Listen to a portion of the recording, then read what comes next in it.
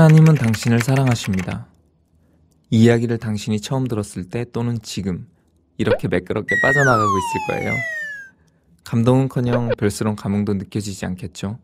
왜냐하면 당신은 하나님의 사랑 없이도 잘 살아왔고 또 잘 살아갈 거라고 여기니까요. 정말 그런가요? 당신은 잘 살아가고 있나요?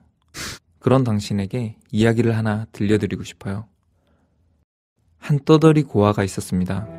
돌봐주는 이 하나 없이 하루하루가 너무나 힘들었지만 그는 열심히 노력했고 또 성실히 살았습니다. 그가 스스로를 책임질 수 있는 어른으로 자랐을 때 모두가 그를 칭찬했습니다. 다들 그를 더러 훌륭하고 좋은 사람이라고 말했죠. 그런데 그의 마음속에는 상한 부분이 있었습니다. 자신이 버림받은 아이였다는 것이 고통스러웠고 또 부모로부터 버려진 자신의 삶이 항상 저주스럽게 여겨졌습니다. 이 상처는 그가 열심히 살아도 또 아무리 노력하여도 낫지가 않는 어찌할 수 없는 부분이었습니다. 그래서 겉으로는 아무렇지 않은 척했지만 행복한 가정을 보면 가슴속에서 가시가 자라나고 입으로는 독이 스며나오고 눈에는 피가 흘러나왔습니다. 그는 이 모습을 감추느라 항상 힘이 들었죠. 종종 못 참을 때도 있었고 그렇게 하루하루를 밀어내며 살아가고 있었습니다. 사람들은 그를 좀 이상한 부분이 있지만 그래도 좋은 사람이라고 말하곤 했습니다.